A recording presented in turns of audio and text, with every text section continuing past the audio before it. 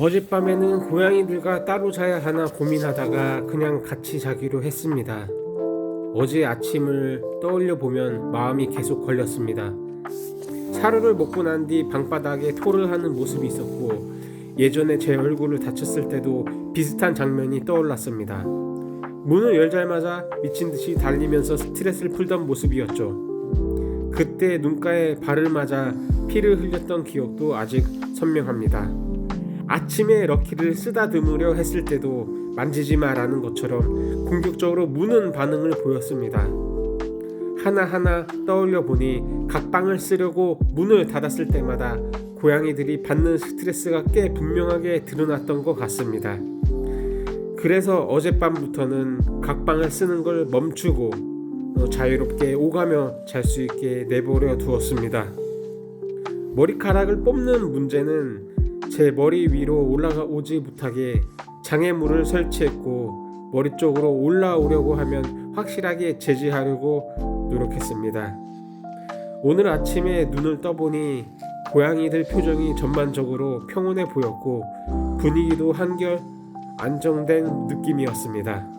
저 혼자만 그렇게 느낀 걸 수도 있지만 그래도 어제보다는 훨씬 좋아 보였습니다.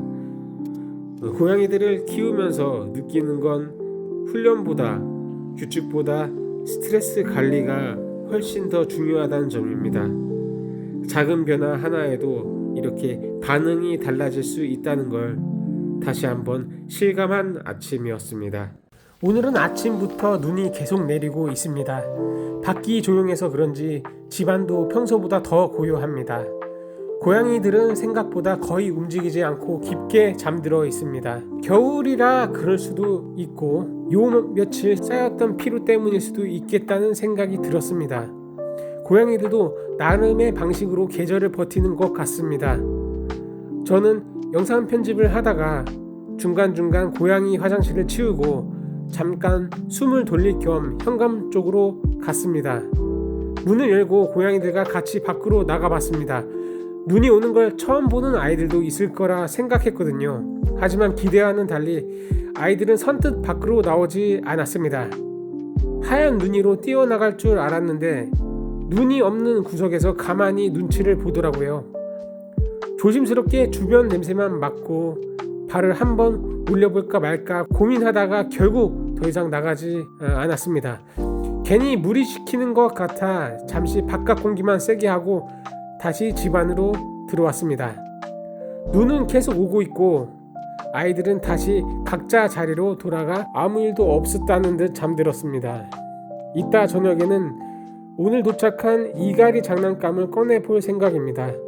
그때는 또 어떤 반응을 보일지 오늘 하루는 아직 조금 남아 있습니다. 고양이들을 키우면서 요즘 들어 가장 걱정되는 점이 하나 있습니다. 아이들이 너무 활발하고 너무 빠르고 에너지가 넘친다는 점입니다. 한편으로는 건강하다는 신호라 다행이기도 하지만 다른 한편으로는 가구나 벽지 같은 것들이 손상되지 않을까 자꾸 신경이 쓰이게 됩니다. 보통 성묘가 되면 이런 부분들은 어느 정도 스스로 조절할 수 있다고 하더라고요. 하지만 5, 6개월 차가 활동량과 체력이 가장 폭발하는 시기라고 합니다.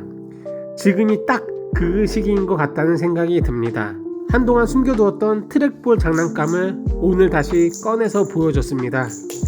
그랬더니 예전보다 훨씬 적극적으로 호기심을 보이며 가지고 노는 모습을 볼 수 있었습니다. 역시 장난감에 실증을 내는 것 같을 때는 며칠 숨겼다가 다시 꺼내주는 게 효과가 있는 것 같습니다. 요즘 느끼는 건 고양이들의 스트레스가 결국에는 집사에게로 돌아오는 것 같다는 점입니다. 바닥에 사료를 토한다든지 뛰어놀다가 집사 얼굴을 핥힌다든지 이유 없이 계속 야옹거리며 울어대는 모습들 말입니다. 이런 행동들이 단순한 말썽이 아니라 고양이의 성격과 사회성 그리고 스트레스 상태와도 직결되어 있지 않나 하는 생각이 듭니다. 그래서 요즘은 얼마나 더 놀아줘야 하나, 지금 이 정도가 적당한 걸까? 이런 고민을 자주 하게 됩니다. 아직 정답은 모르겠지만 하루하루 아이들의 반응을 보면서 천천히 맞춰가 보려 합니다. 고양이들이 스트레스가 많습니다. 가만히 관찰해보니 휴지 조각을 입에 물고 다니거나 박스를 사정없이 찢어놓은 흔적들이 자주 보였습니다. 그 모습을 보며 이가 많이 근질근질하구나 라는 생각이 들었습니다. 그래서 이갈이 장난감을 구매했고 오늘 오후에 택배로 받았습니다. 간단하게 저와 사냥 요리를 하고 추루 간식을 준 뒤 이갈이 장난감을 하나씩 나눠줬습니다. 결과는 꽤 충격적이었습니다. 장난감에 완전히 환장한 듯 뛰어다니며 발광을 하는 모습이었죠. 그 모습을 보면서 놀랍기도 했고 진작 사줬어야 했나 하는 생각도 들었습니다. 무엇보다 이렇게 좋아하니 괜히 제가 더 만족스러웠습니다. 물론 며칠 지나면 실증을 낼 수도 있겠죠. 그래도 입이 근질근질할 때마다 꺼내서 즐겁게 가지고 놀 수만 있다면 그걸로 충분하다고 생각했습니다.